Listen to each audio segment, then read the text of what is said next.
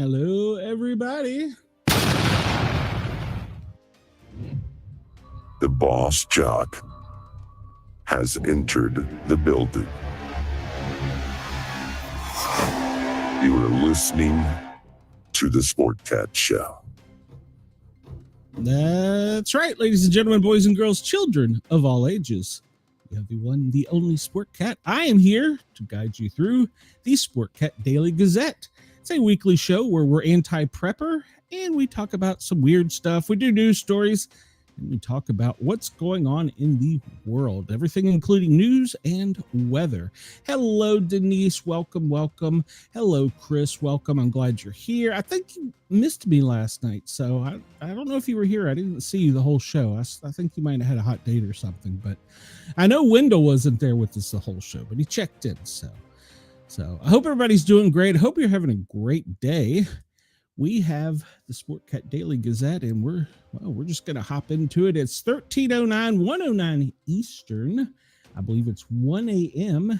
in Australia. Yes, it is 1 a.m. in Perth, 3:09 a.m. in Sydney.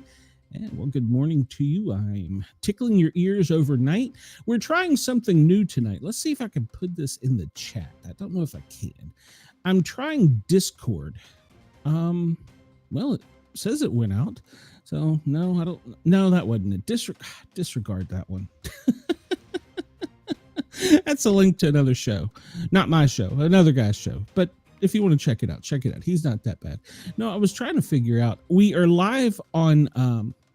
For the first time, Ross encouraged me to do this. Here we go. We are live on Discord, and I don't know how it works. So I'm just gonna send that out there and see what happens. It may work, it may not. I don't know. At any rate, we're on Discord. If you click on that other link, you're going to get a link to another prepper show. He's pretty cool. Talks about some stuff. That was a show from last night, which we're going to touch on, which, you know what, let's just go ahead and get into this. We'll start where we normally do.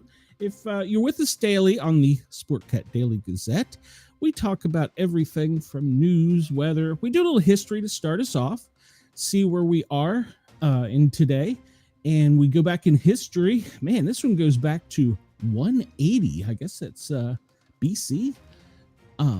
Wow. So this is talking about 6 residents of Carthage, North Africa, are executed for being Christian.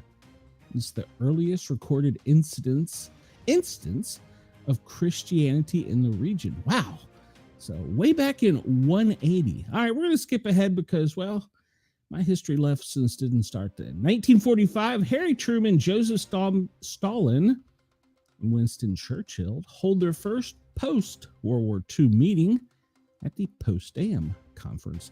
2014, Malaysia Airlines Flight 17 is shot down over eastern Ukraine by surface-to-air missile launched from pro-Russian separatists controlled territory, killing 283 passengers and 15 crew on board.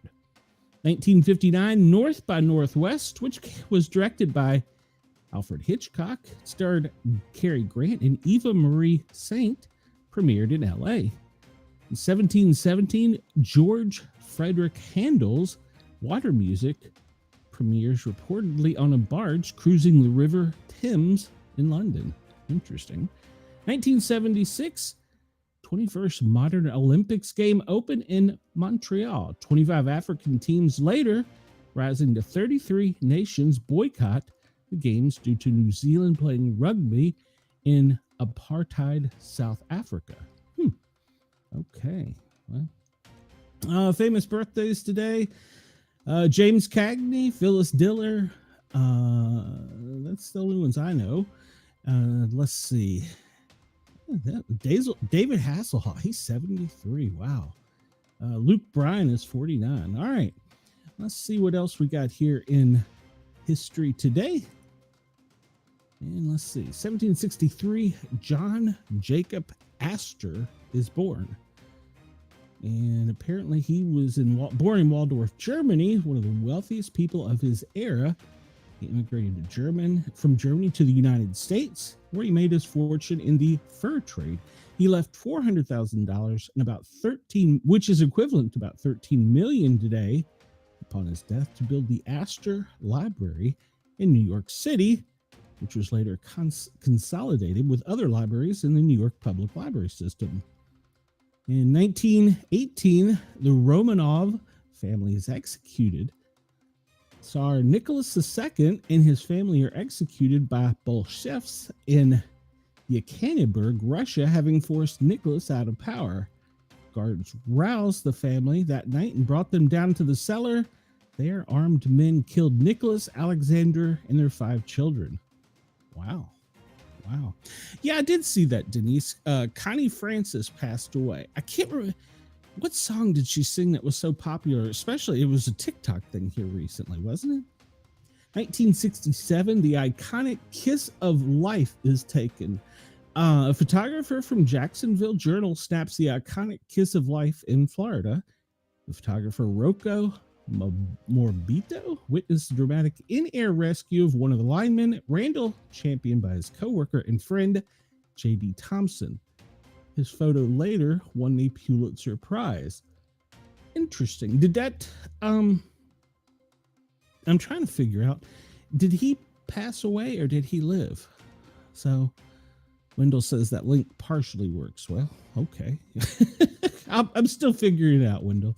So, 1981, cannibal killer Azael Sagawa is arrested for the murder of Renee Hartevelt in Paris after inviting the young woman to his place to study. He shot her in her head, then proceeded to cut up her body and eat it. Later placed her body parts in suitcases and then abandoned them around Paris. Yuck. Yuck. Police would catch up with him after local taxi drivers gave them a description. He was arrested and sent to a mental hospital, but a loophole allowed him to return to his native Japan, where he became a free man. And to this day, apparently, he still walks the streets. Great. So we have a cannibal killer walking the streets. And Japan is supposed to be the safest city in the world. Not if you have a hungry cannibal on the loose. All right, so today, everything has a day, and apparently National Dole Whip, I'm not even sure what National Dole Whip is the third Thursday in July, according to the National Day calendar. Dole Whip's pineapple, Dole Whip strawberries, I guess it's a yogurt. It's Get to Know Your Customers Day. It's the third Thursday of each quarter. Okay, National Lottery Day. I need to play more. His name is Andy. Now, if it was Andy, he would roll through the streets of Japan. So it's National Lottery Day, National Tattoo Day. I do not have a tattoo. It's World Emoji Day. You know, Wendell says he's not going to download that. You don't have to. It's just something new that I'm experimenting with, Wendell. It's World Emoji Day. And I understand that one of the younger generations is telling people to stop using the thumbs up and thumbs down because it's upsetting or something like that. I don't know. National Yellow Pig Day. Okay, how do you have a national yellow pig? I'm interested, so we'll push a button. It's an honor. It's the today honors the unique attributes of the number 17 and its significance to mathematics. We plan on explaining what a yellow pig and the number 17 have in common. Well, please do, because I don't know. The yellow pig has very little to do with the number 17. In fact, the only reason today is called National Yellow Pig Day is because the 2 students who wanted to create a day for the number 17 needed a mascot. Enter the yellow pig. All right. Number 17 is a premium number in the arena of prime numbers. Add 4 prime numbers together, and 17 is their sum. The average school bus weighs 17 tons with passengers inside. I don't know. We've gotten fatter as a society. Maybe not. Each of the following words has 17 letters: interdisciplinary, telecommunication, misinterpretation, commercialization, and electrophotometer. The atomic number of chlorine is 17. Pebble Beach has a specific road known as the 17-mile drive along Monterey Peninsula in California. However, the exact length of the road is 16.78 miles. The 17th Amendment of the U.S. Constitution gave the citizens of the United States the right to elect their senators by popular vote. Before the states ratified the amendment in April of 1913, each state's legislator would elect the senators to Congress. And some of those people are still in office today. It's National Wrong Way Corrigan Day. Okay, we're going to look at that one because, well, I'm bored with National Wrong Way Corrigan Day. It's July 17th, commemorates the transatlantic flight of an Irish-American stunt pilot from Galveston, Texas.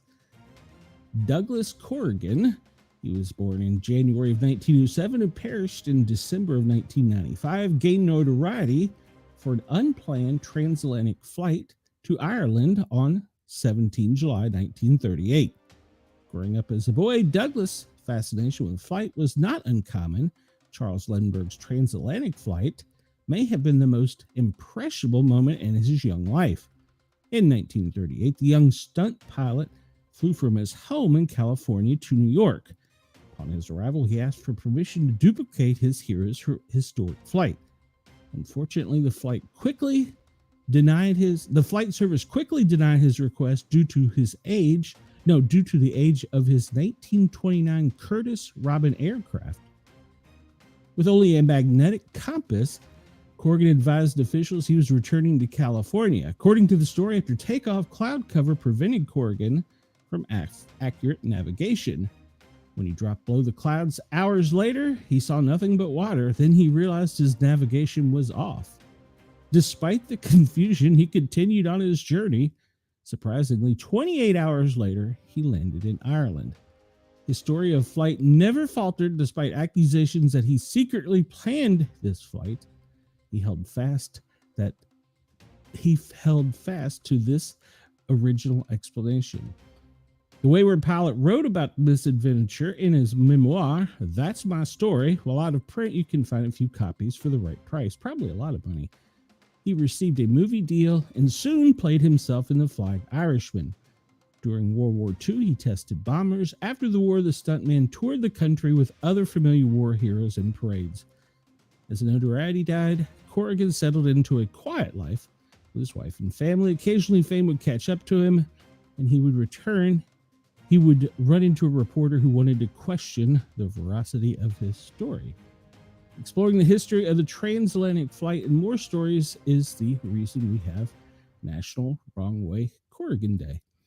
Interesting. Catch up in the chat here. Well,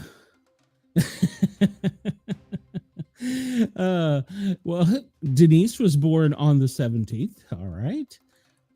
For those upset by this, thumbs up. Chris, it's not her birthday today, but she will accept cash donations, Wendell's. So, all right, we'll continue on and see if there's anything different on this one as we talk about what is today. Constitution Day in Korea. It's a king's birthday in Lesotho. I couldn't find that on a map. National Peach Ice Cream Day. Ooh, I had a great aunt that would make some amazing homemade peach ice cream. Tirit Singh Day. I'm not sure what that is. World Day for International Justice. Well, somebody should certainly message the administration and let them know we want justice. So, all right, well, we're going to, we are not anybody's bitch. We are not anybody's cult in a cult. We want to have justice for the victims, the women and children of the crimes that the elite have committed. And here recently, the president has said if you weren't with him on this, you were obviously one of his former fans. I don't know. You're no longer a supporter of Trump or MAGA. if you believe in the Epstein stuff. So, apparently the AP has posted an article in their own words. And so when Jeffrey Epstein died in prison, then President Trump speculated that authorities might be wrong in ruling it as a suicide. Many of his allies in the Trump pro media went further, casting his death as murder meant to continue a decades-long cover-up of pedophiles of elite.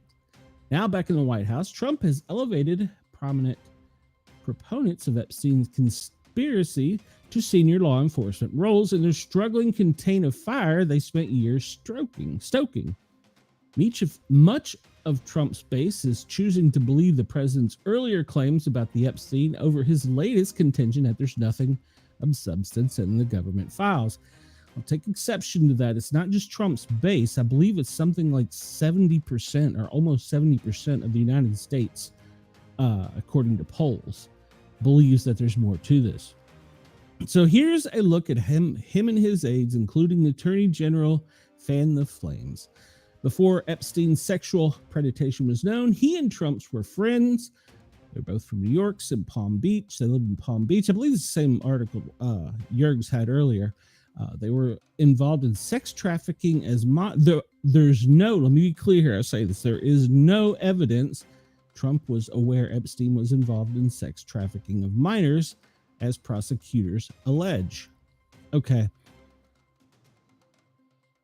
It's, it just because you had your picture made with him, you shook his hand, it doesn't mean you were a bad guy. It just meant you chose bad companionship. So, on July 9th, 2018, after Epstein was arrested on sex trafficking, Trump said, people in Palm Beach knew him. He was a fixture in Palm Beach. I had a falling out with him a long time ago. I don't think we've spoken for 15 years. I wasn't a fan. 3 days later, he was asked what led to his falling out with Epstein and whether the financier had been banned from Mar-a-Lago.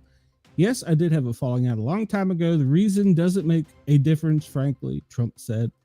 He had no idea he was molesting women. A month later, August 10th, 2019, he was found dead, with his death being ruled as a suicide.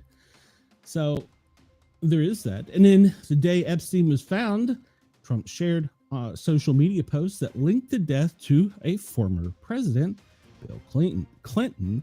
Said, I want a full investigation, and that's what I absolutely am demanding, he told reporters in August of 19. When pressed on whether he really believed the Clintons were involved, Trump responded at length about Clinton traveling on his private plane because he had an island. That was not a good place, as I understand it. I was never there, so you'll have to ask, did Bill go to the island? In 2020, in an interview with Axios, he cast doubt on the New York medical examiner's ruling that Epstein's death was a suicide. He was asked about Miss Maxwell, Epstein's longtime companion. Maxwell had been charged a month earlier with luring teenage girls to be sexually abused by Epstein, and Trump had controversially responded, I wish her well. Well, her boyfriend died in jail, and people are still trying to figure out, how did it happen? Was it suicide? Was he killed?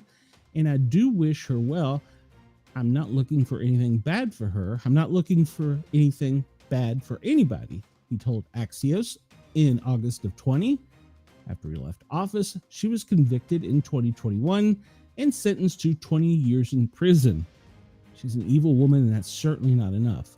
In the years since, Trump has said he's unsure whether that he unalived himself. In a Fox News interview during his 2024 campaign, he hedged when asked whether he'd release the Epstein files. His non-committal answer came right after he agreed without hesitation to declassify files related to 9/11 and the JFK assassination. And we still don't have the 9/11 ones, by the way.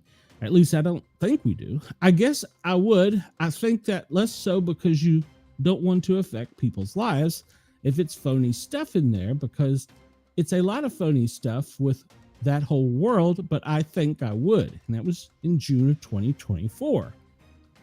All right, so I understand you don't want to affect people's lives with phony stuff. It's obviously illegal in slander and libel, but you don't want to affect the victims either. So I understand if we don't have enough evidence or we can't present it because of investigations, but tell us something more than that. So his allies leaned in. His unconventional pick for FBI, as we know, is Director Kash Patel and Deputy Director Dan Bongino were commentators in the Trump Make America Great Again movement before joining the federal law enforcement. In their prior roles, both aggressively promoted theories that he was killed to keep him quiet. In 2023, appearance on the Benny Johnson podcast. And by the way, Benny's fell in line and nothing to see here. Patel was incensed that House Republicans weren't trying harder to force the release of an alleged list of high-powered Epstein associates. The document that Patel led FBI, the Patel FBI says now doesn't exist. What the hell are the House Republicans doing? They have a majority. You can't get the list. Put on your big boy pants and let us know who the pedophiles are, Patel said in an interview in which Johnson posted to his social media in December of 2023. As a podcaster for Fox, Bongino called the Epstein story one of the biggest political scandals of our time and portrayed it as a wide-ranging conspiracy involving global elites. What the hell are they hiding with Epstein? Bongino asked on his show on May 4th, 2023. What do Clinton, Obama, big money leftists, a former prime minister, why do they want to make this Epstein go away so bad? And then Attorney General Bondi stoked the conspiracy even after taking the helm at the Justice Department. The alleged Epstein, quote, client list is sitting on my desk right now to review, she said in February on Fox. She later told reporters there were tens of thousands of videos of Epstein with children or child porn. Well, now they're trying to put the genie back in the bottle. Patel, Bongino, and Bondi now contradict their earlier selves. This is not uncommon for a politician. Both sides do it. So they're saying that he did not maintain, and they have it once again in quotes, a client list. So I think we're fighting over words here.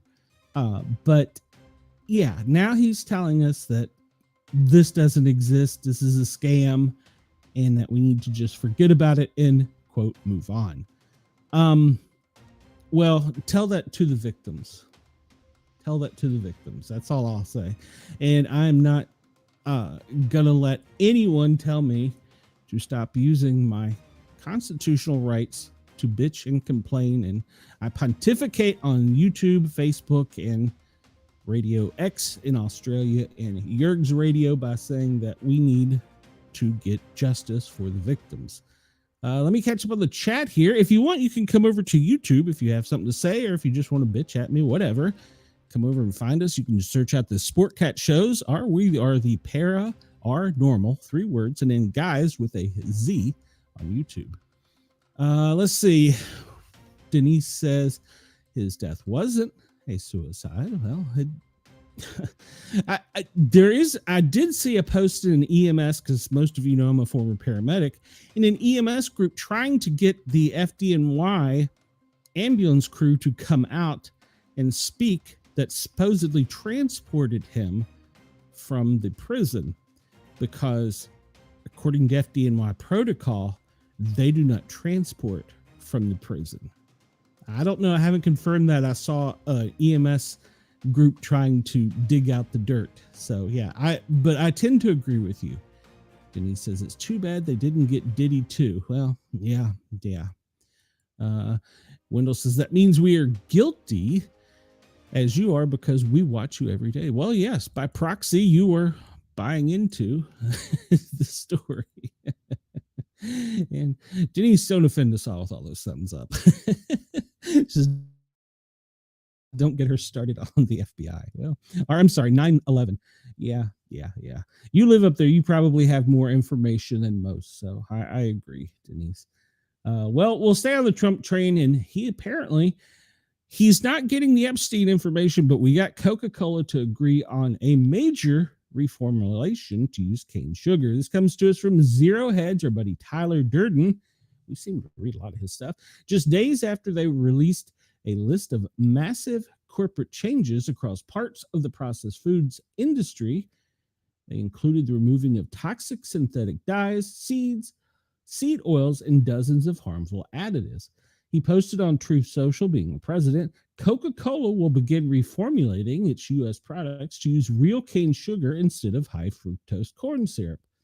He says, I've been speaking to Coca-Cola about using real cane sugar in Coke in the United States, and they have agreed to do so, he wrote in the post.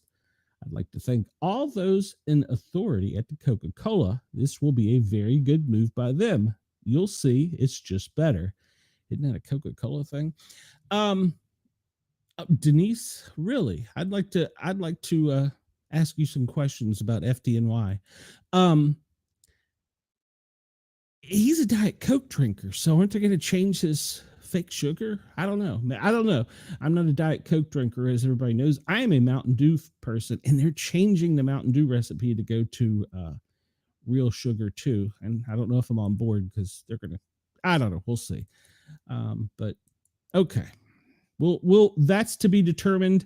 I don't think it's going to happen in like 2027. So maybe sooner, and it's also we're going to figure out what to do with our corn industry, because we are a large producer of corn in the United States. So we're going to figure out how to reapply our corn or export it or something. All right. So this one comes to us from NPR. I thought this was humorous. Y'all, we need to talk about y'all. They're making fun of us Southerners. They're saying that y'all has gone from being a Southernism to becoming an American favorite way to use the second person plural, according to linguists. Y'all has won, says Paul E. Reed, a linguist at the University of Alabama who studies Southern American English and Appalachian English. Admirers appreciate y'all's tidiness and the utility. In particular, Reed says young people across the U.S. seem to love y'all. To expand, go away. It's expanded much more than outside of the South among people who are under 40 years old. Long-term migration patterns have also helped y'all spread from Black Americans who brought it with them out of the South during the Great Migration to Northerners and others who more recently adopted the term after moving to the South. It feels like home when I hear it, says Kelly Elizabeth Wright, an assistant professor of language sciences at the University of Wisconsin-Madison, who grew up in Tennessee.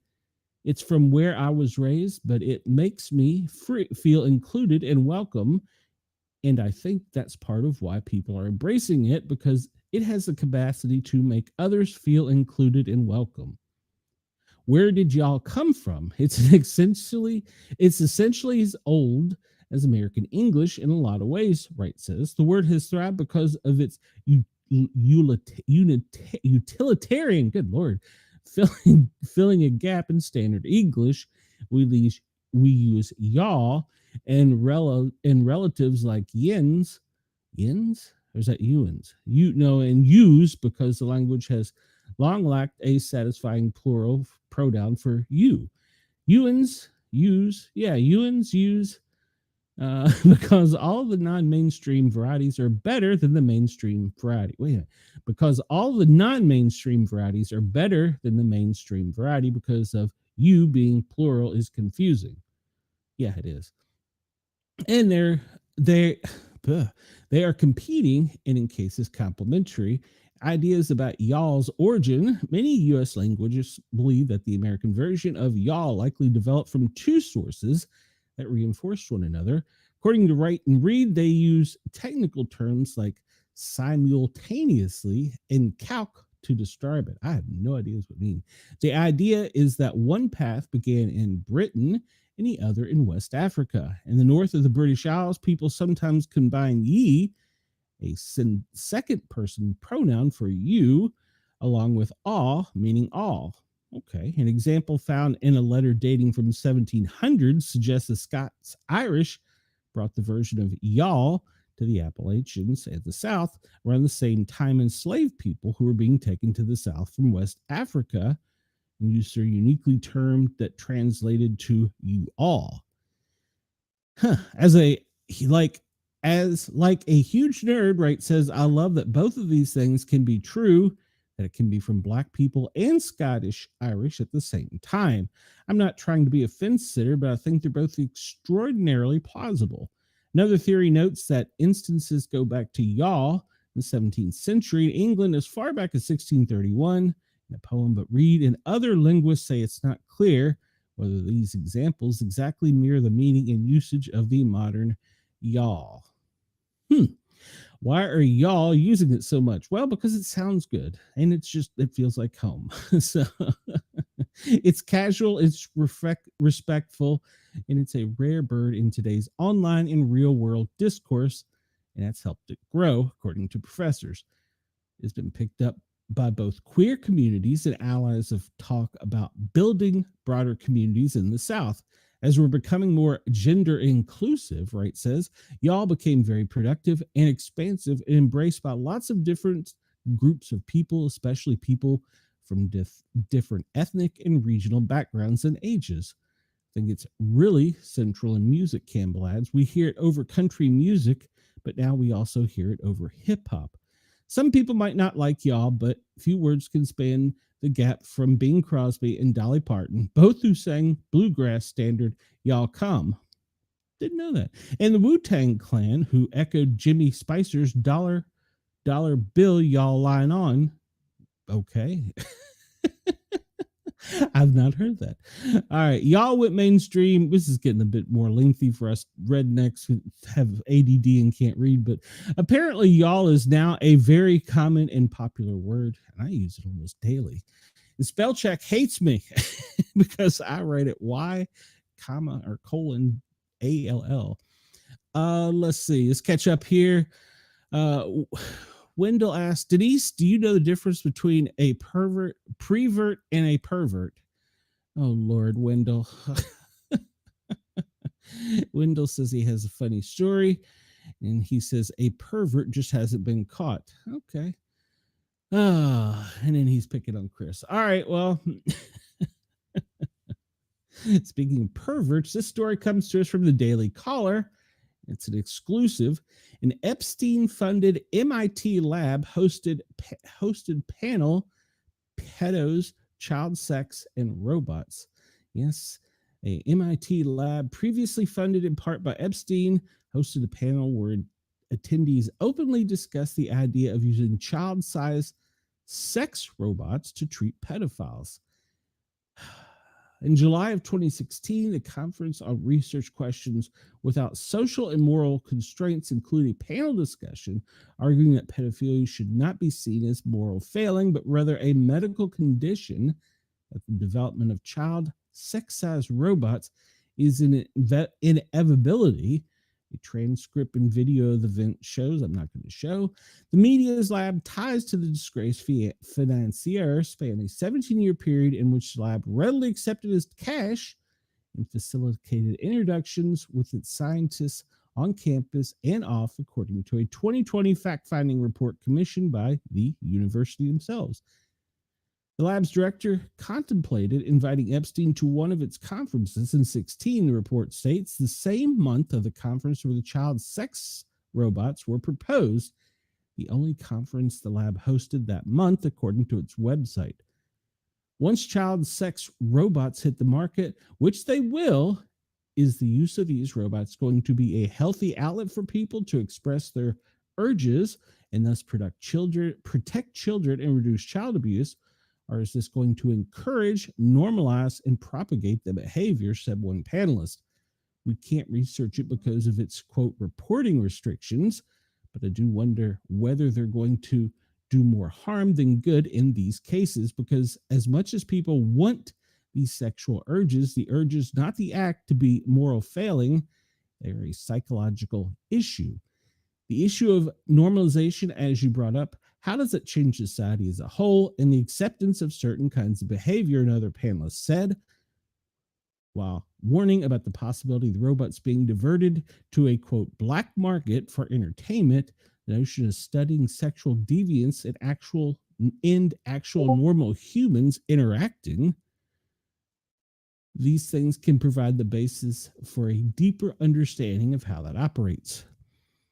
And he says, I'm locked up on Discord. All right, well, I guess I can do that, and then I can do that, and it says I'm back on.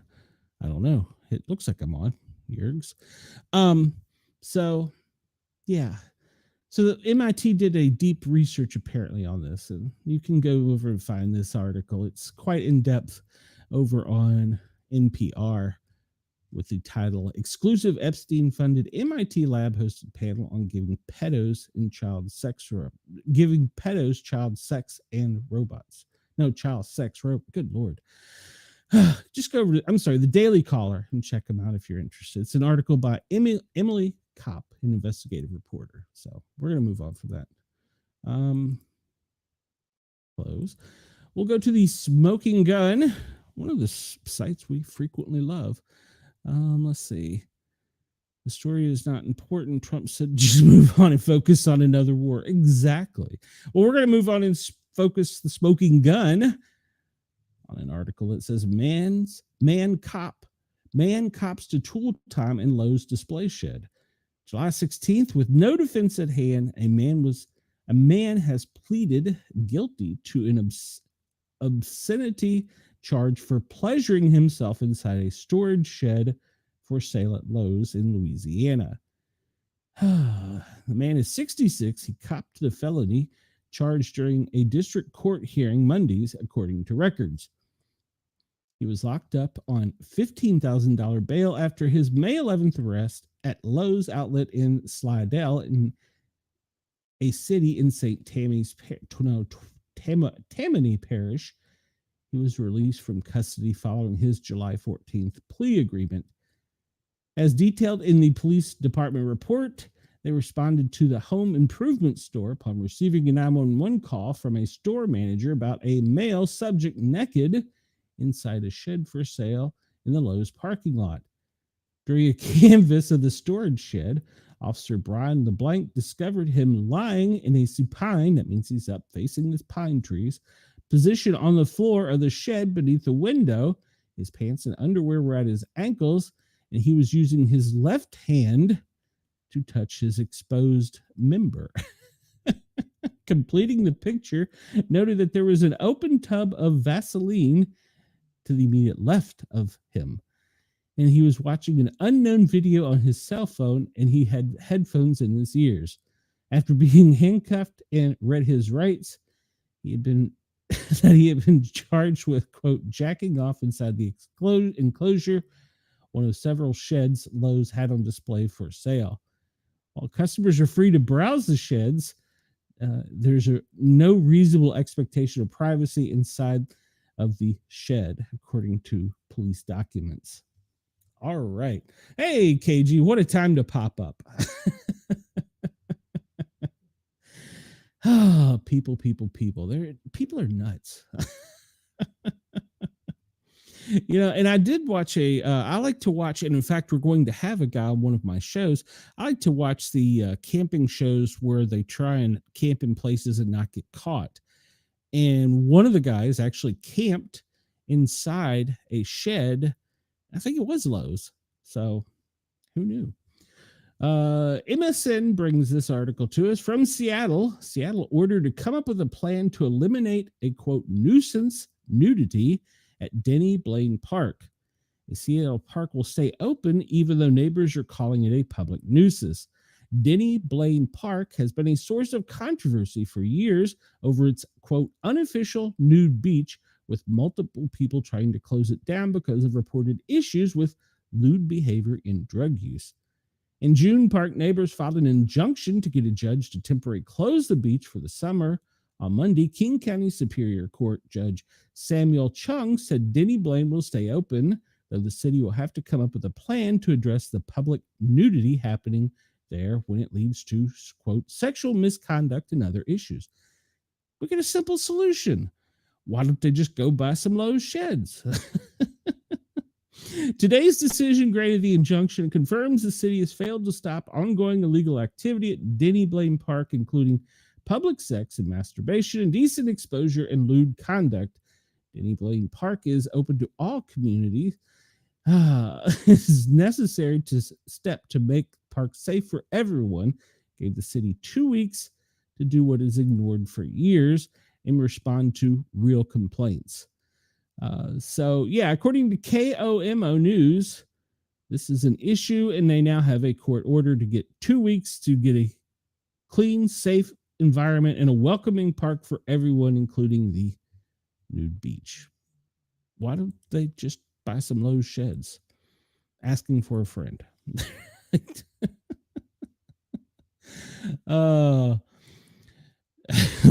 Chris says, I like how they put up a picture of their shed in the story.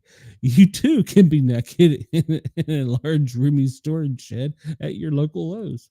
That's true. And they said there's no reasonable expectation of privacy. I can agree to that.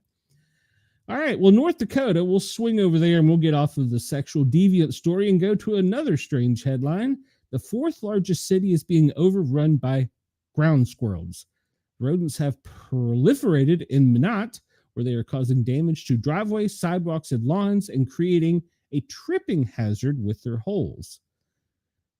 The Richardson's ground squirrel weighs less than a pound, is about a foot long, and is native to the northern plains.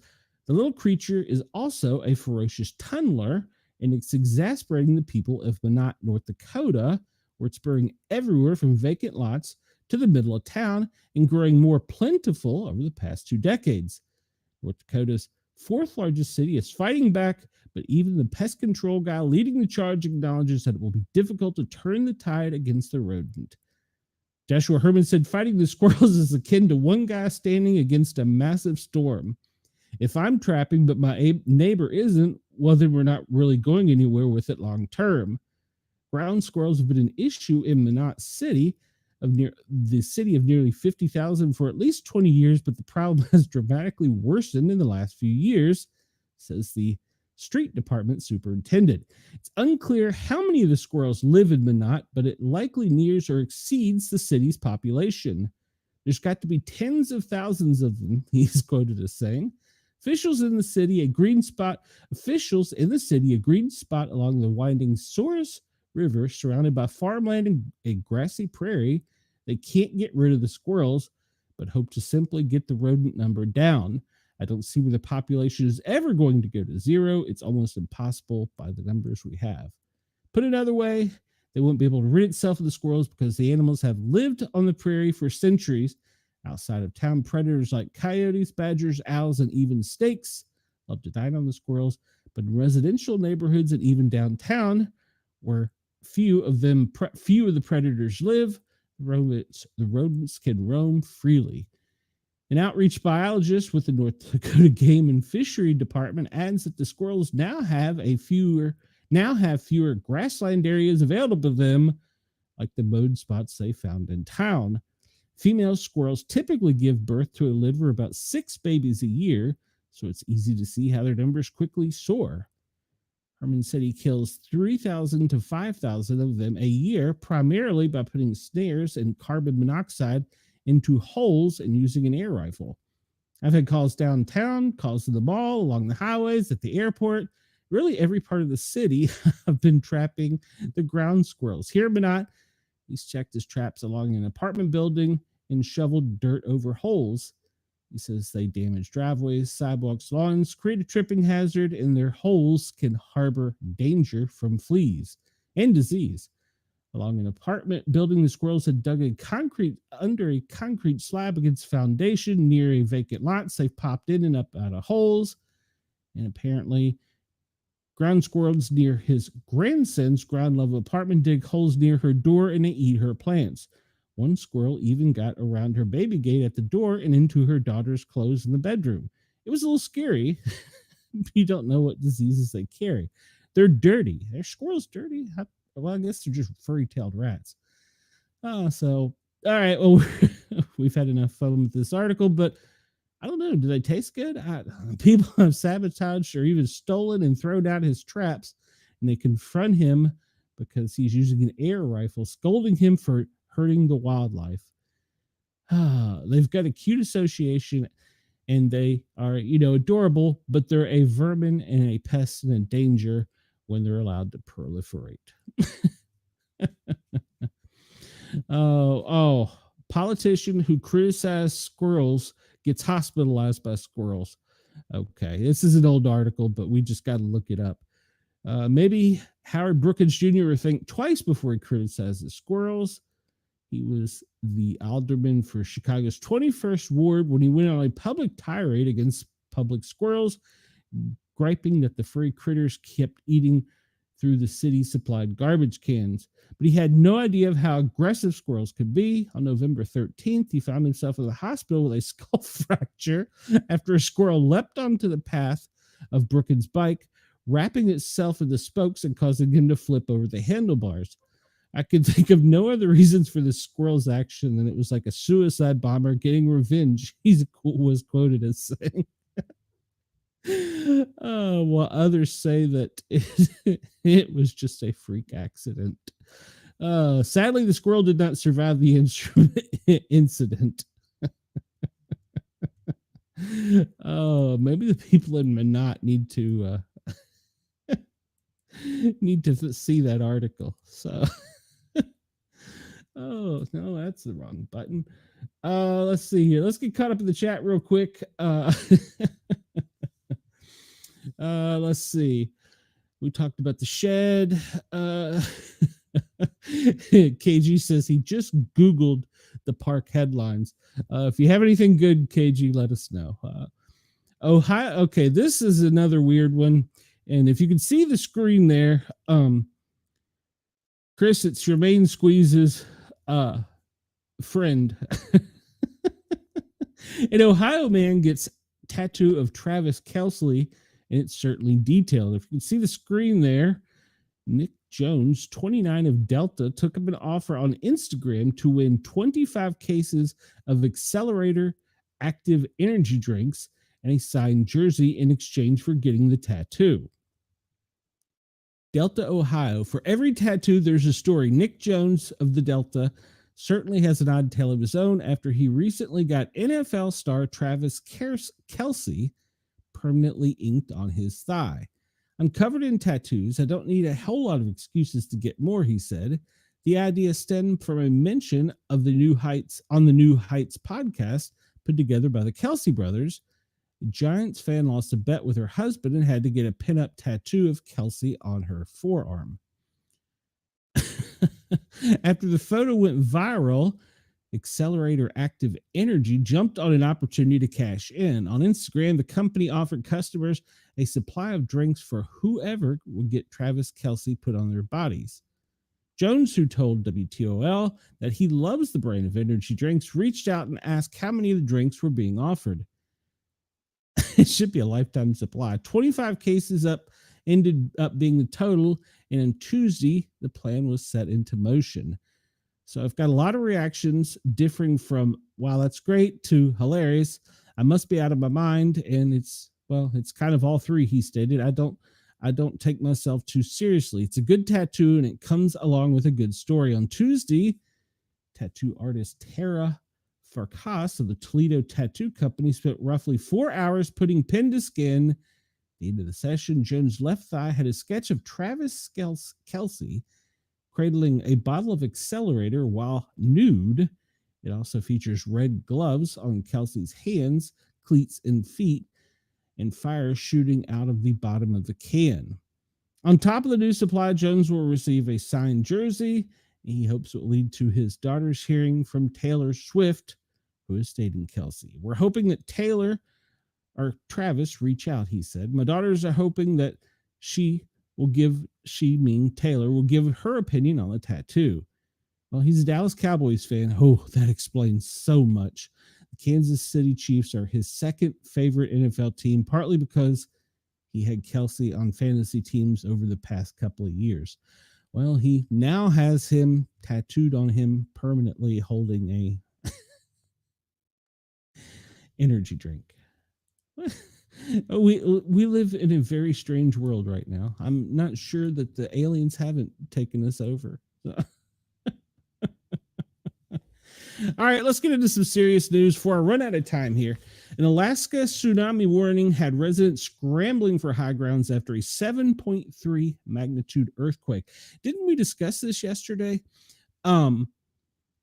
that area had some things boiling. So Anchorage, Alaska communities along a 700-mile stretch of the southern coast were ordered to higher ground after a powerful offshore earthquake Wednesday. This is after we went off air, but officials quickly downgraded and then canceled the tsunami warning. There were no reports of significant damage. The earthquake was a preliminary 7.3 at 12:37 local time. A community about 600 people on the island in the chain were affected, according to the Alaska Earthquake Center. There were 40 aftershocks detected within the first 3 hours, the center said. We have seen other earthquakes in the region, but they have not generated the significant tsunami waves, but we're treating it seriously and going through our procedures, making sure communities are notified so they can activate their emergency procedure. Yeah, there's quite a few videos online. If you go look, it was really rocking and rolling. And there for a while, it looked like there may be an actual tsunami. We were hoping there wasn't. So, all right. In our next story, we just love talking about stupid people. Cops bust a minivan driver in Manhattan for carrying propane tanks. This comes to us from the Daily News, New York Daily News. And there's from their crime and public safety. Cops arrested a driver for carrying dozens of propane tanks in a minivan in Manhattan, officials said Wednesday. The 31-year-old driver was charged with reckless endangerment while operating a white 2013 Chevrolet Express van that had a food cart attached and became loose, hitting a parked 2021 Kia Sorento and a 48-year-old woman and a 10-year-old boy around 7:15 last night near 42nd and 10th in Hell's Kitchen. When police responded, they noticed a strong smell of gasoline and propane in the back of the van, prompting them to call FDNY. And then they asked him to open FDNY asked him to open the back of the van. He claimed he couldn't while trying to get rid of the keys. Firefighters finally forced entry into the van, removing 76 20-pound propane cylinders and 15 5-gallon fuel containers for a total of 75 gallons of gasoline, 10 gallons of diesel. The woman and young boy were transported to Mount Sinai Hospital in stable condition, and the arraignment for the driver was pending in a Manhattan criminal court. All right, so all of us instantly went to, this was a bad thing, and it was. What started as a minor this is from w42st.nyc. It's a local patch. What started out as a normal traffic collision on West 42nd Street Tuesday evening escalated into a full-blown hazmat after first responders discovered a van loaded with dozens of propane cylinders and fuel cans. You can see the picture. That is quite a lot of propane. Shortly after 7 p.m., police and FBI units were called to 476 West 42nd Street between Dyer and 10th Avenue following a crash involving a Chevrolet Express van towing a food cart.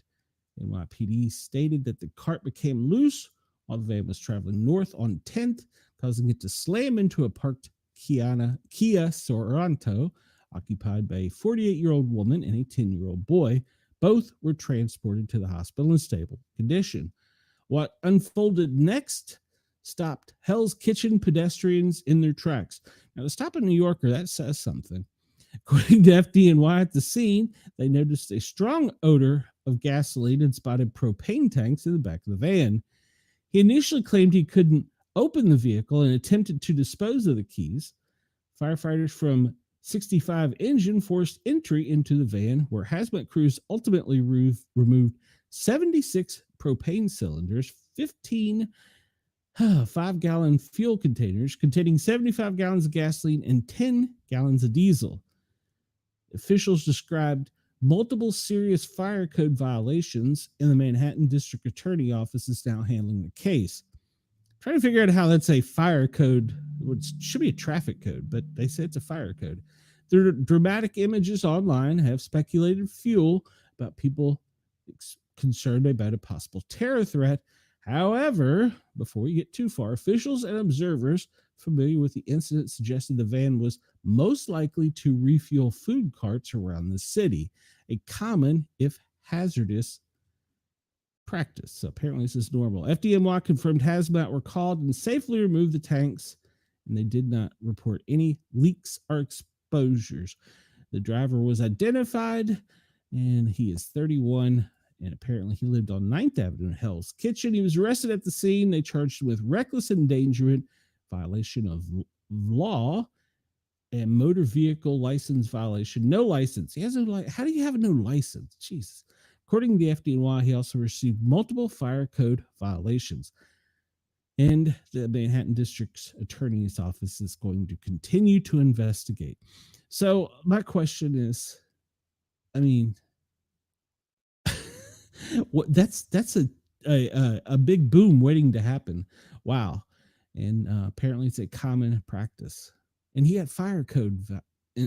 Fire code. What? Okay, I don't know. Let's see. Chris is correct. The stuff we do to be famous for 15 minutes, our species is doomed. Yes, it is. Dog is not a fan of the after. You're right. See, we mentioned it again. Denise says nothing shocks her in New York. Well, this is out of Washington, D.C., Capitol Hill. A man arrested outside the U.S. Capitol with guns, a sword, and a bow and arrow. Well then, a man with a car full of weapons, including guns, ammunition, and a sword parked near the U.S. Capitol early Wednesday was arrested, authorities say. His arrest come as many lawmakers on high alert for any threats of political violence. Capitol Police were patrolling Capitol grounds around 9 a.m. on Wednesday when they saw something unusual in a parking area reserved for congressional staff.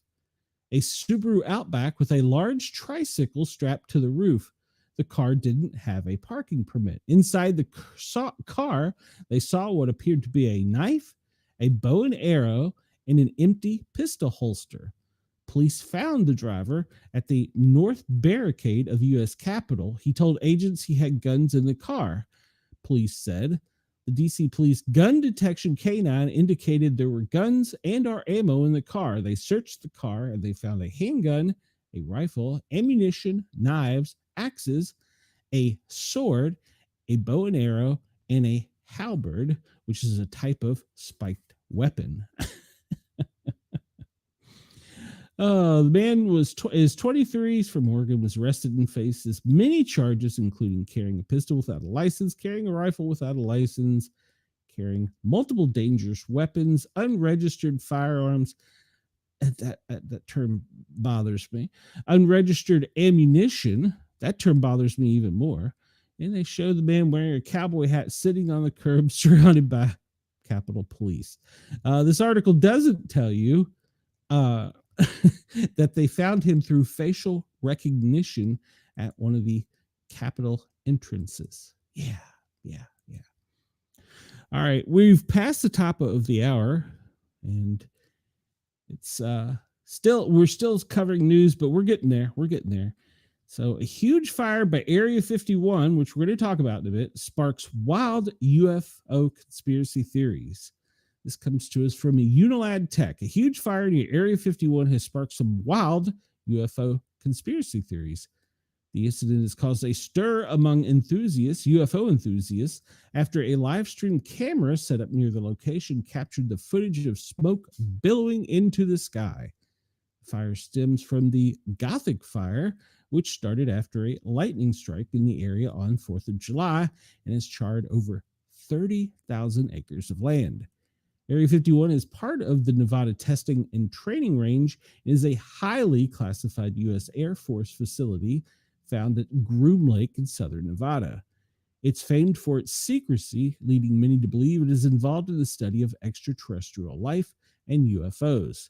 First established in 1955, the facility was pretty much unknown up until 1989 when Robert Lazar spoke out on TV claiming that he worked at the site studying alien tech and spacecraft. The fire hasn't actually reached the base and is instead around 15 miles away from the base, but that hasn't changed many conspiracy theorists from speculating. Many people have taken to social media to share their reactions. On Reddit, one user wrote, "I'm not saying it's aliens, but..." Another joked, "I bet someone was microwaving fish and aliens had had enough of the smell." A third commented, "You'd think Area 51 of all places would have a better plan to prevent damage from wildfires." And a fourth added, "I'm assuming most of their truly important assets are pretty far underground, so the wildfire won't do much." Others on X took to question whether there was a different reason for the fire, with one person asking whether people had finally stormed Area 51. Are they trying to destroy evidence now that the congressman has asked for access?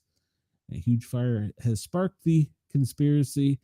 And it's being live streamed by the EWCU crew, and they shared an alert about the fire that had broken out inside the boundaries, and we're all capturing it in real time. The live stream is operated from private property overlooking Area 51 near Rachel, Nevada. Watch day and night as the activity unfolds. Strange lights, aircraft, convoys, and now smoke rising from inside the base. We're minutes from the back gate of Groom Lake. Well, you can go check it out. They have a live stream of the fire. Yeah. So did the aliens start the fire? All right. Well, we'll just hit this kind of quickly, but flash floods in Texas and New York are becoming more common. There are going to be more coming today. So yeah, it's a lot of flash flood and rains coming, and the Gulf is bracing for flooding as the storm builds into a tropical depression. We're talking about Dexter down there in the Gulf of America, and he's going to stir up some trouble here today and possibly the next few days. All right, let's get to what we normally do. Where are we at here? We go over here to the FEMA daily briefing. And thanks, Hot Giddy, but I'm not giving you $1,000, so just go screw yourself. So, all right. So if you're a regular to the show, you know that we cover the FEMA daily operations briefing and part of the president's daily address of security. We give out the non-secret squirrel stuff, and this one is old, actually. I just noticed that. Let's see if we can refresh this. See, they're sleeping behind the wheel here. Nope, we still have it for yesterday. So apparently there's secret squirrel stuff they can't talk about because of the fire in Groom Lake. So we'll move on to the president's daily schedule. And President Trump today, 9 a.m. press call time. 10:30 this morning, he received his intelligence briefing. Why haven't we got ours? At 1 o'clock, there's a press briefing by Press Secretary Leavitt. And at 4 o'clock, the president is signing closed press, more executive orders. So we'll see what those are later today. He had a busy day yesterday. And we'll look at the National Weather Service and see what their forecast weather is. Because, well, if you're down in the Gulf of America, Louisiana, you're about to get hammered. And parts of Gulf of America from pretty much Panama City over to the Texas Panhandle are going to get some severe heavy rains, flash flooding. Much of the East Coast, Mid-Atlantic, Central Atlantic, Ohio Valley is going to get some rain, while Kentucky, West Virginia, stretching all the way over to Arkansas, can expect some heavy rain with some more flooding. And there could be some severe thunderstorms up in New England, Vermont, New Hampshire, and Maine. Montana, we don't want to leave you out of there. You're going to get some severe weather as well. Now, Dexter is going to spin around down there and cause all kinds of trouble for the next couple days. We can see that it's just going to kind of sit there tomorrow, and pretty much the severe thunderstorms are going to be out of the way, but heavy rains and floods for the Gulf Coast, much of Virginia, and up into Wisconsin and Minnesota up there in Iowa. Day 3, we're a little bit stingy on this, but it appears that Saturday, we're still going to get rain pretty much in the Gulf of America, but that front's going to be, according to the National Weather Service, moving up through the northeast along the Atlantic coast, extending over into the Ohio Valley and the Great Lakes, where you can see some heavy rains and some flooding. Now, the National Hurricane Center, which I don't have up right now, has predicted that this little storm, we'll say it's little because it's still a tropical depression, it may come ashore in Louisiana and it'll sit there for a day, but speculation is that it's going to turn to the north and then back to the east and be pushed to the southeast. As to where it's going to land, if it lands on the other side of Florida, there may be another depression over there that forms into a storm. And if it comes into the Gulf of America, there's another depression there where it may merge with it and become an even larger storm. So we'll see. We'll watch it over the next couple of days. All right, well, we're going to look at radar real quick here, and we're looking at our friends down under in Australia. It looks like Brisbane is having a chilly morning this morning, but they're getting a little bit of light rain coming in off the coast, and that's pretty much all that we see. Maybe some down on the west side coast near Denmark, maybe some light rains up in there, but otherwise the radar looks good. They're going to have a cloudy day, but it's going to be quite cool. We'll discuss that here in a moment. And chilly for them. Zoom in here. Actually, let's just go to a better one of the US. So let's talk about this real quick because, well, there is going to be some severe heat. Arkansas may be the recorded high today. Triple digits are expected in Arkansas, and this whole heat wave is going to extend pretty much straight up the Mississippi River to the Great Lakes, almost all the way to Milwaukee. We can expect to see temperatures almost triple digits. Memphis is already 95 degrees, 91 in Charlotte, 94 in Washington, D.C. They're not getting a break up here in Burlington. What is it? It's around 80 something there. Boston, 83 over Philadelphia, 91 New York City as well currently. And right now, Las Vegas is 96. Whew, I bet it's hot fighting that fire out there. It's cooler along the coast. Up in Seattle, you're in the 70s. But if you travel further south down to San Francisco, it's in the 60s. But if you skip over the little mountain there, the Sierra Nevada, you get back into the high 80s. So, but if you're in the center of the country today, you can expect some serious heat. Down in the Gulf, you're not going to get much of a break because that storm is just going to kind of sit there and be nasty and rainy and hot. So it's going to be sticky and nasty down there. Currently down in Key West, it is in the 80s, 86 in Miami. So nice and warm. Let's hop over to Australia, go down under and see what their current temperatures are as they're waking up this morning. Let me switch this to Celsius so that I'm courteous to our friends down there. Let's see. No, temperature, Celsius. Yes. That's what I want, Celsius. All right, so let's zoom in here in Australia and see what we got. And Queensland, you're looking at a chilly morning, anywhere in the teens. Brisbane, 13. Up to Cairns, it's 18. Down in New South Wales, it's 9 Celsius. -1 in Canberra. And Melbourne is 5 Celsius. It's chilly. It is really chilly in Australia. So, goodness gracious. Over in Broome, 21, 17 in Port Hedland. I'm always screwing the name of this one up. I'm sorry somebody hasn't added me. Canaveral, I don't know. It's 15 degrees in Shark Bay, if not 15 Celsius in Shark Bay. Chilly. So, all right. And they are going to have a relatively cloud-free day, slightly windy with some rain expected. All right, let's look at this. This is from the National Weather Service, and they compare it to other models. And the tornado forecast today, actually the Torcon by other prognosticators say that it could be up into the northeast, like in Vermont, New Hampshire, up in Canada, and that way. It's not a really high chance, but there is a chance. They're not ruling out, because yesterday was a very crazy weather day. We talked about how Wisconsin was just getting hammered. So the wind today, pretty much across the central part of the country, up into the Chesapeake Bay, the Atlantic region, it's going to be a little windier, as well as up in the New England area. And there is a slight chance of hail today, but it's much more limited up to the northwest. So keep an eye on that. Look at current warnings and conditions and see what they are. And we see Chris, there we go. First thing, top of the day there, we had the test message from Montgomery County, Maryland. Special weather statement down in Florida. I'm assuming that's because of the rain. West Virginia, severe thunderstorm warning, flood watch in North Carolina, and beach hazard statements in New York.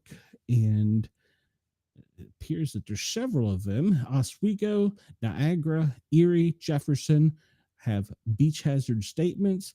Small craft advisories in the Montauk Point in New York. Alabama and Florida, special weather statements, probably the heat. Flash flooding in Louisiana. Let's see. Severe thunderstorm warning. 41 minutes left in Halifax, Henry, Pittsfane, and Danville. Flood watch in parts of Tennessee. It looks to be that it's more of the central part of the state. Scott, Campbell, Claiborne, Hawkins, Sullivan, Johnson, Northwest. Actually, that's going to be kind of all around me to the northeast. Special weather statement in North Carolina at the mountains. Flooding in Kansas, Jackson, Kansas, and Jackson, Missouri. I'm sorry, Johnson, Kansas, and Jackson, Missouri. Severe thunderstorm warning in both Virginia and West Virginia, up along the southwestern section of Virginia. And flood watches in Virginia, North Carolina. Probably going to be some up in North Carolina earlier, New York City today too. So keep your eyes open. All right. So you can find this at wxwarn.com. It's a great site. It gives you pretty much up to the minute information. If you don't have a weather radio, which you should have a weather radio, some type of pocket tool, and a flashlight near you at all times. And you should have be weather aware. But this site, Weather Warn, will give you a lot of information pretty quick. So yesterday we mentioned this one. I think I mentioned, and Chris said we should look at it. So this is from the Amateur Radio Emergency Services. They provide communications when others fail in the amateur radio community, and they have a southeastern U.S. situational awareness map. And you can see stuff in the entire continent, the lower 48. Can you see stuff up in, not really up in Alaska? I mean, some, but nothing like they do in the South, where they pretty much have Kentucky, both the Carolinas, Tennessee, Mississippi, Alabama, of course, Georgia, and Florida. Pretty much that's their concentration, being in the Southeast. Sorry, Virginia, we left you out. So you can check this out. Not only gives you accurate radar, which is pretty up to the minute, like we can see the heavy storms down along the coastline. Baton Rouge and Lake Charles are getting it right now, but it's really some small cells extending all the way east to Tallahassee. And it's kind of moving a little bit of a trek with some up to the northeast. We can see the warnings that are there for different counties. No, I need a legend. That's what I need. No, that's not what I want. Where is my legend? Info and links. Is that? No, that wasn't it. That wasn't what I wanted. Although it's quite good, it's not what I wanted. I wanted the legend to show everybody what the... It's probably down here. Layers. Legend. There we go. There we go. All right. So you can see the different weather, tornado warnings in red, blue, flash flood. Trying to figure out. It's just supposed to be special weather statements.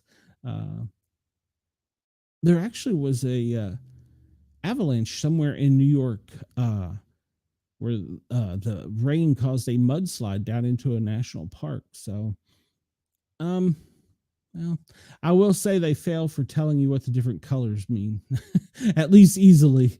So there is that. But yeah, this map is pretty good for just the South.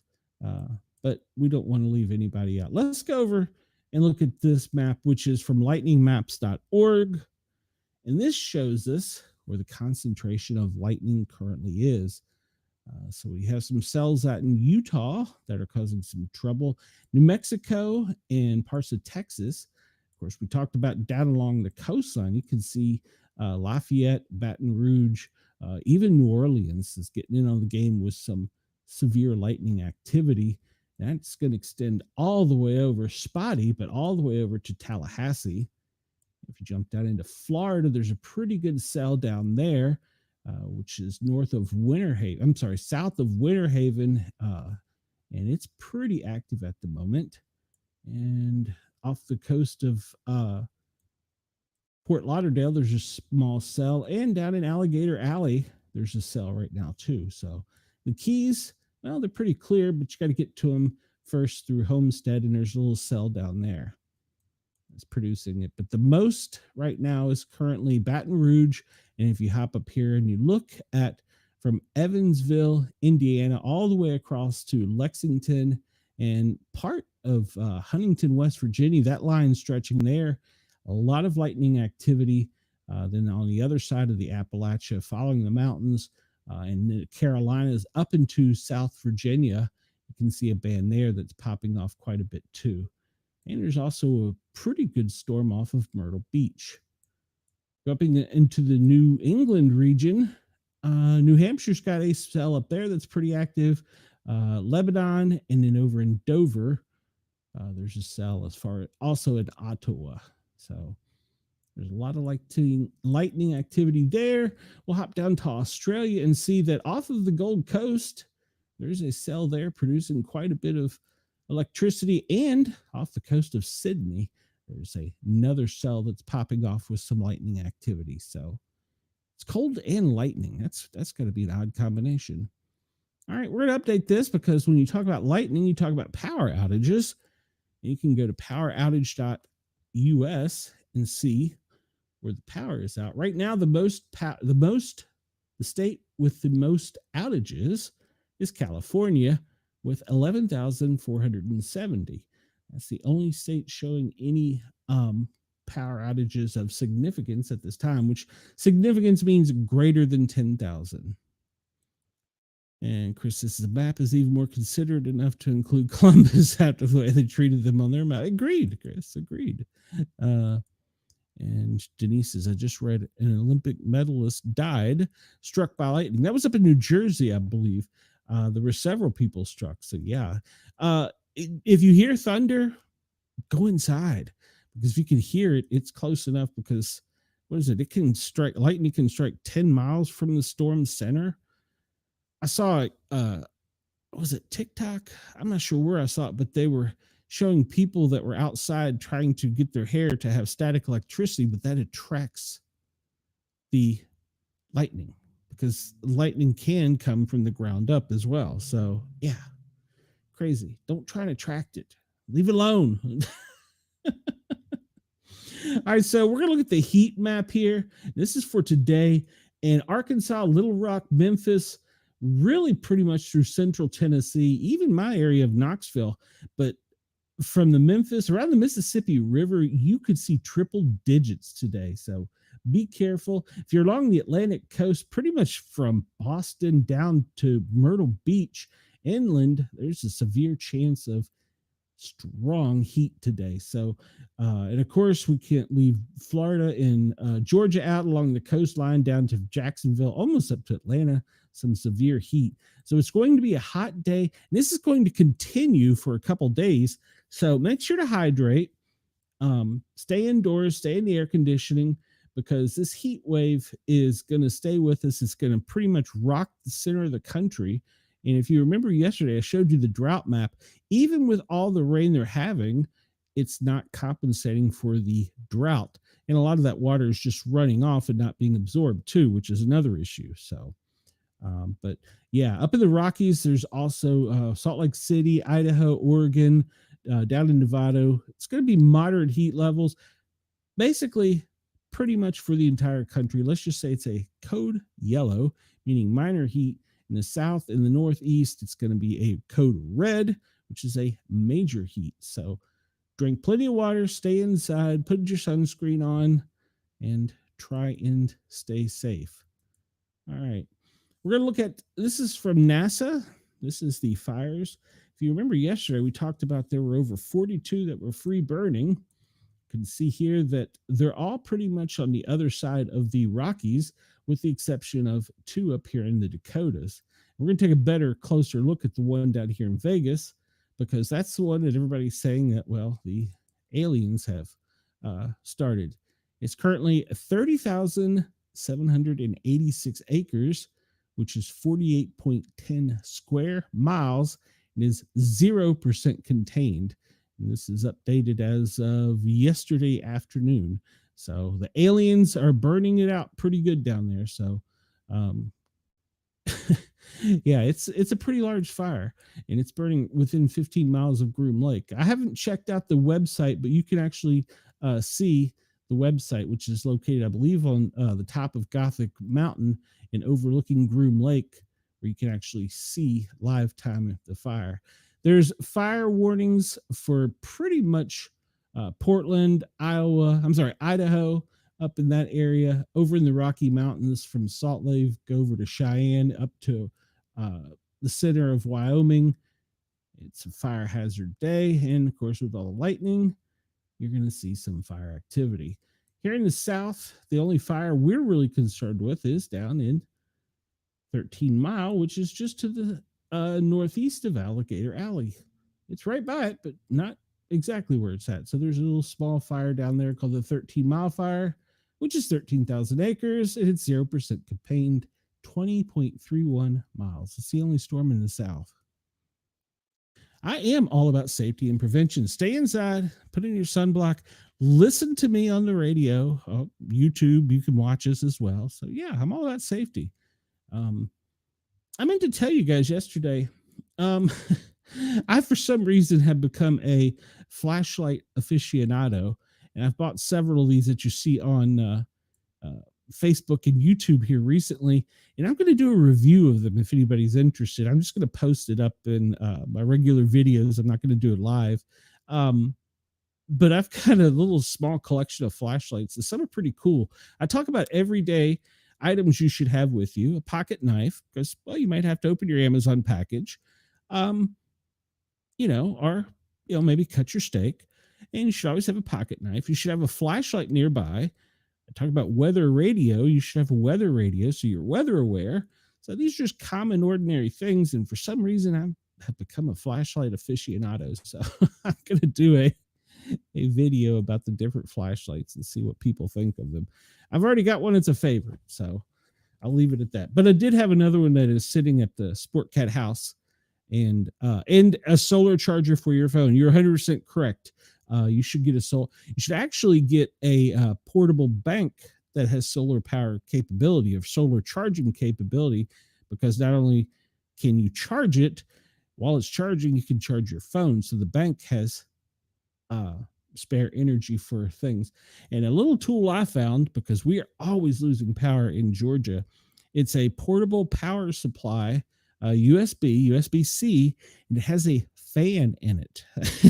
Let me tell you, that makes a big difference when the power is out in the south. So, all right, we're looking at the fires.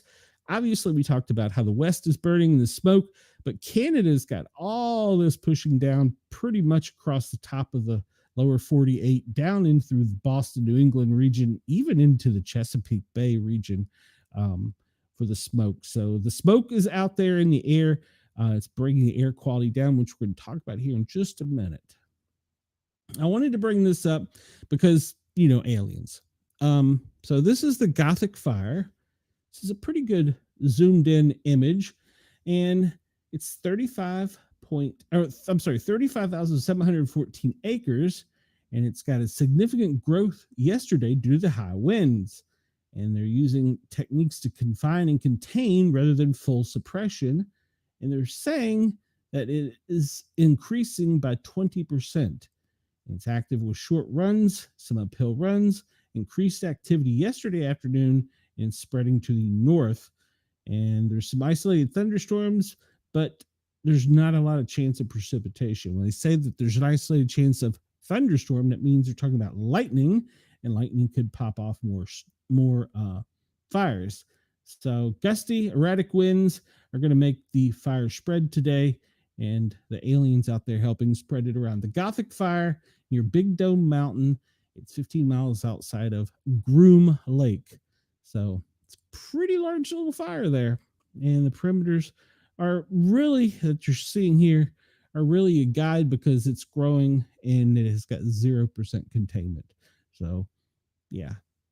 If you want to check out the live feed, I haven't seen the live feed yet. I need to go check out the live feed. They say it's pretty cool. So, go check out the live feed of, well, Room Lake burning. Why can't the aliens put it out? Come on. What do we do to them? So, all right, we're looking at the air quality now. It looks like the worst air in the U.S. Well, Texas, Arkansas, you're having a bad weather day. Up in North Dakota, you're having a bad weather day. Over in the Rogue Valley, Oregon, down through Medford, that whole Rogue Valley area has got a pretty moderate day with air quality. Of course, we talked about earlier, Canada, well, with all those fires up there, their air quality to the north is horrible. Unfortunately, I don't have an air quality tool for Australia, except for the one that we show daily. All right, we'll show this one real quick because this shows our daily winds. And for everybody that is allowing us to tickle your ears, if you want to come over and see, this is the big blue globe with AI generated wind patterns. And you can change it around. You can get wave patterns. You can get the water patterns and stuff like that.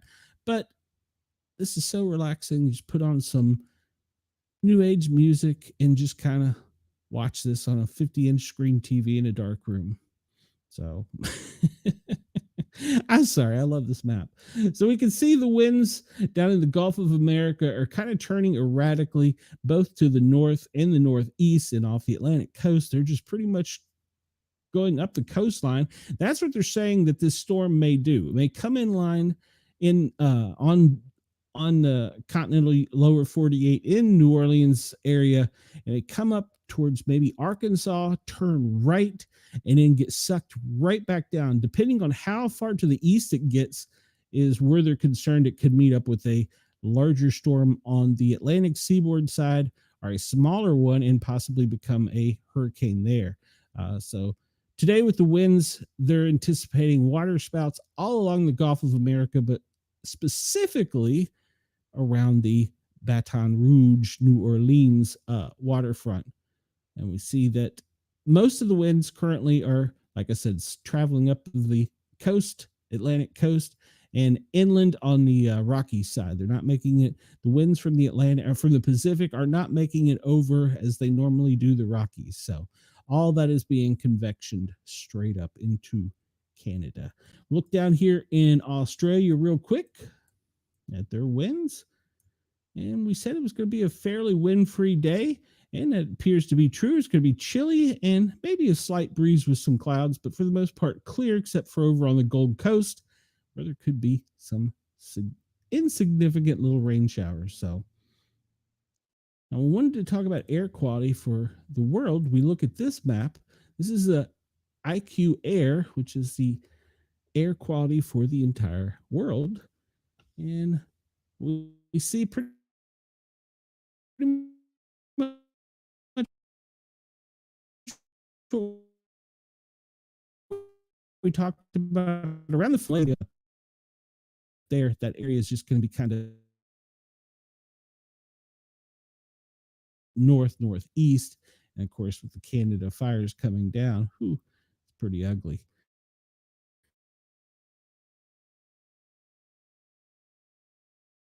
And it's pretty nasty. So see that the Sierra Desert is still making an effect, pushing a lot of the dust over into the Gulf of America and up and then along the Atlantic seaboard. The only plus to this is it's dampening the chances for hurricanes growing to a more significant danger. So the dust in the air, rainstorm. Let's see the air quality for, well, we're locking up here for Australia. Quickly, we're a little short on time today, not too bad. There we go. All right. It looks like, there we go, Australia. Here we go. Looks like a lot of your air quality today is going to be pretty decent. Up through maybe the part of the continent, affected by, it looks like dust. So hopefully dust and some smoke from some fires up there. But it looks like most of your country is going to have pretty clean air, except for along the Gold Coast, right up through the center of the country, through Alice Springs, and then a little bit down off of Perth. But your air quality is certainly better than us here in the United States, if you can see by comparison. So, yeah. It's not just the Canadian wildfires, it's the smoke from the desert. And I'm sure we're not helping it as human beings, but our air quality is significantly worse than the air quality down in Australia. If you lived over in Africa, good Lord, the air quality over there is horrible. So, and as well right now in Canada with all the storms. Nope, that's not what I wanted. That's what I wanted. All right. We talked about this earlier about the earthquakes, and yes, there's been several. The one yesterday, they were concerned with the tsunami warning. And right now, the most recent one, according to the USGS, was in the mid-Atlantic, and there's been another 3.2. You can zoom in over here in Alaska and see there's been several. 3.2 right off of the coast there of Alaska. And they've had several down in there. They've just been rocked by multiple tremors and aftershocks. So we're going to keep an eye on that and hope that that doesn't form into anything more. But currently, the most recent one was in the southern mid-Atlantic range. It looks like a 4.9. And when we talk about the mid-Atlantic, it's right in the middle of Brazil and Africa. So South America and Africa, it's right in the middle of those two where that 4.9 was, but it has not caused any warnings or triggered any significant tsunamis. We'll look at tsunami warning. This you can get online at the National Weather Service, NOAA, NOAA. They have a U.S. tsunami warning, and you see right now that the earthquakes they're monitoring over here, but there are no tsunamis at this time or no warnings, but they are currently monitoring that area because, well, it is very hot right now with all the little aftershocks. So you can go over here and check this out if you want. And you see the most recent one, as we talked about, actually this one is more recent. It's a 5.3, 20 miles deep off the coast of Sand Point in Alaska, 60 miles southeast of the Sand Point in Alaska. It's the most recent one, but most of the aftershocks have been pretty significant. There's been some as high as 7. So that whole area is being rocked right now. And there's some talk that there may be some volcanic activity in that region. And let's refresh this and see. This is listing by list. Myanmar is the most recent one, and I'm probably pronouncing that wrong. In Afghanistan, 4.7, 1.4 off the coast of Turkey. And of course, the one 22 hours ago that was the strongest, 7.3 off the Alaska Peninsula. So that was the most significant one in the past 24 hours. Look at the interactive map here, and we're looking, this has both volcanic and earthquake data, and you just see that whole region between Alaska and Russia is got, I think they call it the Ring of Fire, has considerable activity with earthquakes, and possibly they're talking about in that region there could be some volcanic activity later or near soon. Good Lord, I can't talk. All right, we'll hop over to the event list, and I'm only going to talk about stuff that happened in the last 24 hours since we kind of covered yesterday, played catch up. So biological origin, nothing reported in the world. Epidemic, well, in Samoa, the dengue forces schools to remain closed. And then we see epidemic hazard South Africa, monkeypox in Cape Town. Good Lord.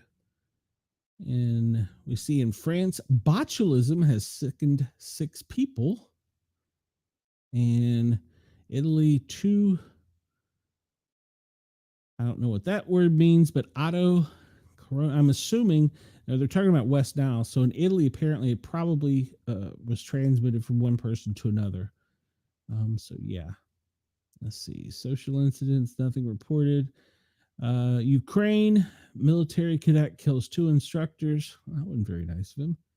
We see there's demonstrations in India as settlers clash with police after assassin eviction drive. Okay. In Bangladesh, 3 dead are following a clash with police. And terrorism, of course, Pakistan, 3 killed, 11 injured, an attack on a passenger bus. Kenya, 3 soldiers were killed in a roadside blast. And Ukraine, yeah. And Zimbabwe, in the Limpopo River, the water has turned green, raising fears of beta bridge. Don't know what that is, but apparently it's not good in Africa. And Canada is having a toxic algae bloom at Nicola Lake. It's prompting concern and frustration in the communities. And Tanzania, 3 children perished in an overnight house fire. Iraq, 50 people killed, many injured as a huge fire breaks out at a shopping mall in Iraq. Belgium fire breaks out in a main stage at their Belgium's Tomorrowland Festival before it opened. And we see outdoor fires. Bulgaria in the U.S., 4 firefighters in the U.S. were injured while battling the wildfires in California. And firefighters and volunteers in Bulgaria are having difficulty containing a massive fire there. And Fiji is the last geological earthquake to have problems where it's damaged or hurt someone. And Denise, where was that landslide in New York that came down in a park? And Spur volcano is kind of still active, and so is the Sitkin volcano. But in Kilauea, of course, in Hawaii, Iceland eruption, families and tourists evacuated as Sandukjur spews lava. Interesting, in Iceland. Flash flooding, we've talked about in the U.S. You see water on the ground, don't drive through it if you can't see to the bottom. More than 2 inches can make your vehicle float away. More than 2 inches can whisk you off your feet if it's moving fast enough. So stay away from moving water. Now, we've talked about flooding and how it's so bad and has affected so many people in the United States. North Pacific Ocean at Sandpoint, they had issued the tsunami warning, but then they quickly withdrew it. So power outages are being reported after storm floods areas, and that's all in Texas. So the floods are horrible in Texas at the moment. Let's see here. A teenager dies after falling into a meat grinder in California. We talked about that yesterday. One news site I saw actually showed, I'm assuming it was beef that come out of that machine. So Denise says that was in the Adirondacks. Okay. Was it a very large one, Denise? I saw somebody posted it and said it was not big, but it did impact the park. Russian Federation, 5 killed in a helicopter crash in the Far East. And let's see, in Brazil, 5 killed in a highway crash. 7 die in India as a car collides with a motorcycle and then into bikers. 11 killed, 14 injured in South Afghanistan after a car accident. And then United States, hundreds were evacuated after the Blue Line train gets stuck under Boston Harbor. I didn't see that headline. I know that New York City had their incidents where the subways were flooded. I can't imagine being in the tube and having it flood. That would just scare me to death. Cyclonic activity in India, in Japan. And of course, we've talked about droughts throughout the world. There's some areas that are suffering from the droughts, including Australia. So, and the extreme rainfall, well, Pakistan, India, United States, South Korea, Thailand, Canada, all experiencing, even Japan is experiencing torrential rainfall. So if they're changing the weather, they're making us have lots of rain. If you buy into that, I don't know if that's true or not. I've been in floods twice in the trains. I just can't imagine, Denise. That would scare me to death because you're confined in a tube underground and it's flooding. And there's strong current, electrical current. So Kansas reported some strong hail yesterday. So did Missouri and Colorado. So yeah, yesterday's storms up in Wisconsin and Illinois were just crazy. Heat wave in China as well as the United States. We talked about the other day, or actually one dead, 13 hurt, lightning off of the coast of New Jersey. It was at an archery range during a class. One dead, 13 injured. So severe storms around the world. And there was quite a few tornadoes spun off in Wisconsin yesterday. So they had the severe weather to deal with up there. And we're looking pretty good on time. We maybe will do this a little bit quickly at least. All right, so this is the live map of news and things that are happening. Whoa, zoomed in really quick to somewhere I didn't want to go. So we'll just kind of start it down here in Florida, south of Tampa.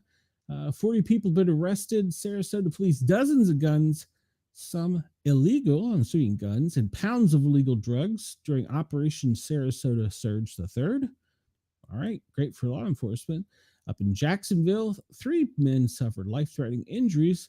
According to all 3 men suffered non-life-threatening injuries, according to the sheriff's office. Well, what happened to all 3? I want to know what happened. What happened? Non-threatening injury, according to. Okay, well, guess it's not going to tell us. I want to know what the source was. Why are they? Yeah, that's what I want. So we're going to go X to find this. Non-threatening according to Jackson, but for shooting. Okay, well, you could have said that. You could have said they were shot. Good Lord, it made it so much easier. All right, let's skip up the coast a little bit here. Whoa, not that far. We'll hop over into Fayetteville. 16-year-old teen dead in a shooting investigation over in Charlotte. Woman killed in a motorcycle crash with tractor and trailer in York County. Did we click on that one? Man found dead near Greensboro Public Library. It's been ruled a homicide. Up in Roanoke, Virginia, police responded to a call for disturbance in a 4400 block of Yellow Mountain Road. Okay, but it doesn't say what happened. Let's see. We have a fire. A teenager held at gunpoint during a home invasion. I'm looking at the fire. Tractor and trailer fire in Clinton, Maryland. Took firefighters hours to knock it down. All right, we'll go over here to Metropolitan Police. A shooting in Erie, Alabama, near Stanton. There's always something going on over there. It's going to be a stabbing in Northeast DC for 4500 block of Dick Street. Stabbing with 1 individual, stab wounds, severe injuries, and they're getting more information. 2 crimes caught on camera just days apart. The Shell gas station on New Hampshire Avenue. The whole area is crazy with something going on there. Vehicle into the water, the Potomac River near the Kennedy Center. Vehicle went into the water. Single occupant has been removed from the water. Don't go in the water. And double shooting in Germantown. And this is in Maryland. And we'll go over to Baltimore. I'm sure it's going to be another shooting. Yep, shut down the 3300 block of Elgin after 1 person has been injured by gunfire. And 7 juveniles have been detained after assault in Baltimore. All right. See if there's anything up here real quick in the north, and we'll hop down to the south. Police in Troy. Was this going to be Troy, New Hampshire? Where are we at? Are we that far up? Oh, this is New York. Sorry. Shooting Wednesday night before 11:30 on 4th Street. Shooting at overnight. All right. Working fire in Hartford, Connecticut. 3-story brick old school turned homeless shelter. All right. So it's going to be a large fire. And multiple suspects arrested in New Hampshire after a police chase. An investigation underway after a body was pulled from water near a Boston restaurant. All right, we'll go down to the south real quick because, well, we can't leave Atlanta. Actually, there's nothing in Atlanta for a change. Bodies of a man, a 7-year-old, 10-year-old were recovered from the river that's south of Warner Robins. Teenager held at gunpoint during a home invasion in LaGrange. There's a shocker. One man is dead and another following an officer-involved shooting in Opelika, Alabama. And homicide investigation underway in the 700 block of 17th Street. And they're getting more information. And this is all around Birmingham. Man has died weeks after being shot during a reported assault in Birmingham. And police are looking for a suspect after another man was shot. Birmingham apparently is a hot area for shooting. Who knew? Nashville? What's going on up in Nashville? Man was found hiding in a dumpster after robbing a woman of her purse in a Nashville hotel parking garage. Why are you hiding? Run. Downtown fire is being investigated as arson. And where is that? That's in Poplar Bluff, Arkansas? Yeah, it's Arkansas, right? No, it's Tennessee. No, it's Illinois. Whew. Our new geography, Glenn. All right. Let's see. We've only got a few minutes left. You can see this on the live news map. It's pretty interesting. USA.livemap.com. We'll check out the current flight restrictions and see if there's anything interesting. There's always the one up here around the Washington, D.C. region. And there's always going to be one down here off the coast of Mar-a-Lago. And we see several areas in the Gulf Coast where they're probably doing some training or restricted. And I'm sure along all the fires over into the west. Fires. They're asking, do not fly your drone over a fire. Not only is it dangerous, it's illegal. Let's see if there's anything else interesting. Yeah, those are probably all for fire operations in the west. See if Alaska's got anything interesting, because remember they had, now these are probably from fires up there. They had some space warnings there for a while. So, and they have several areas that are restricted where they test things up there. Let's see. Take a real quick here of current flights in the air. You can go to globe.airplanes.live and check it out and see all the flights that are aloft in the world. Specifically in the United States is where we look. But if you look, you can still see down in Australia. You can see all the current flights that are aloft. Australia doesn't have as many as the U.S. We've got several several cities above our head. Let's take a little bit of this out and see how much of it is government traffic. Well, we're going to have a lot of traffic down here in the Gulf training, and there's also going to be some over towards the center of the storm, getting data from the current storm for the National Weather Service. I'm not going to zoom in on any of these specifically because some of these have been identified as operations in progress for ICE. So I'm not going to zoom in on any specific one over there.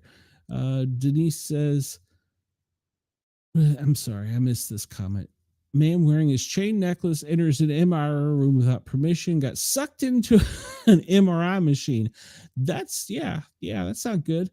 There was an ambulance crew that brought an oxygen bottle in one time, and that was quite ugly, got sucked into it. Yeah.